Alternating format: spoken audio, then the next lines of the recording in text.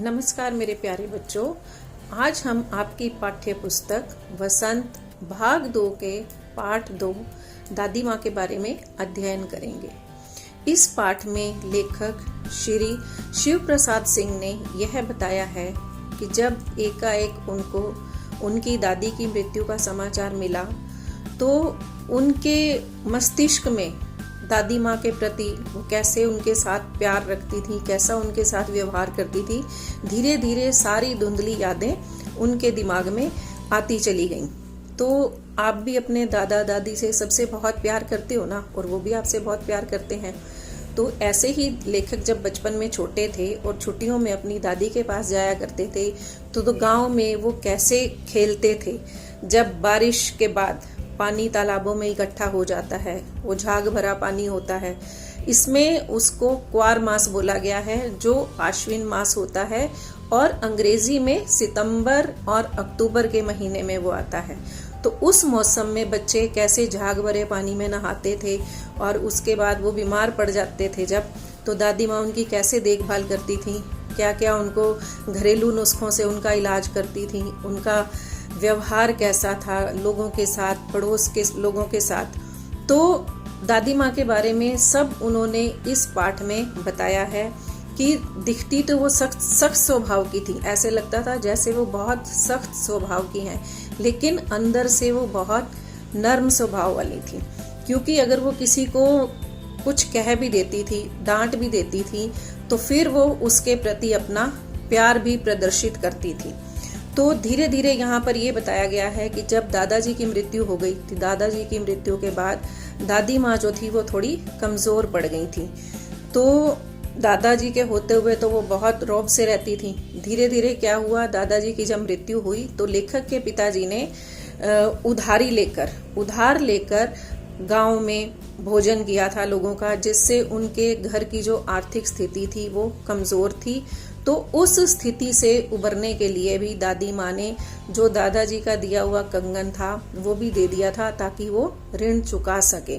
तो इस प्रकार से दादी का स्वभाव, वो किस तरह से त्याग करती थी, प्यार करती थी, स्नेह करती थी, इस पाठ में हम इन सब के बारे में अध्ययन करेंगे और इसको हम एक नाट्य रूपांतर के साथ देख सकते हैं और ज्यादा अच्छे से समझ में आएगा। पोस्टमैन चिट्ठी ले लो। क्या हुआ भैया, कौन आया है?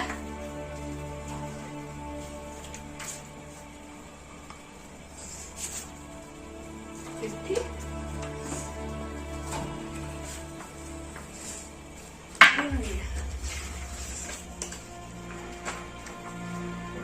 जो हुआ कि सुन के दादी माँ इस दुनिया में नहीं रही।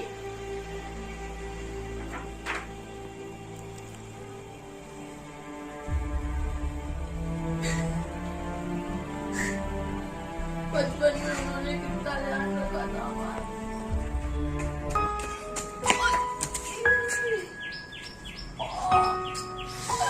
दादी दादी लग गई।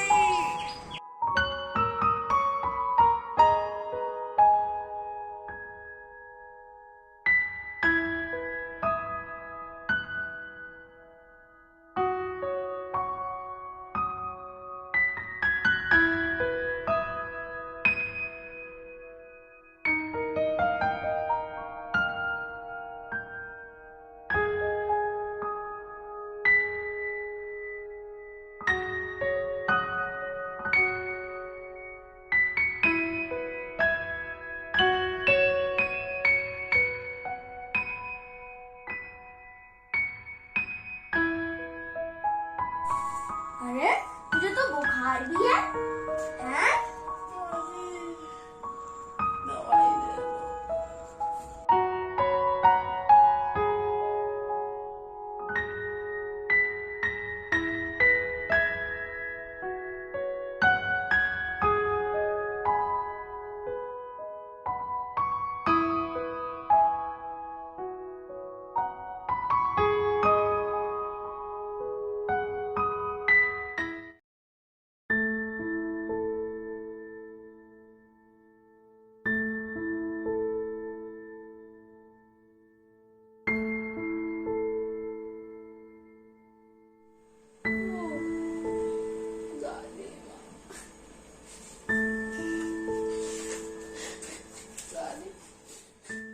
अभी आपने इसका नाट्य रूपांतर भी देखा, तो आपको और अच्छे से समझ में आया होगा कि दादी माँ त्याग की प्रतिमूर्ति थी।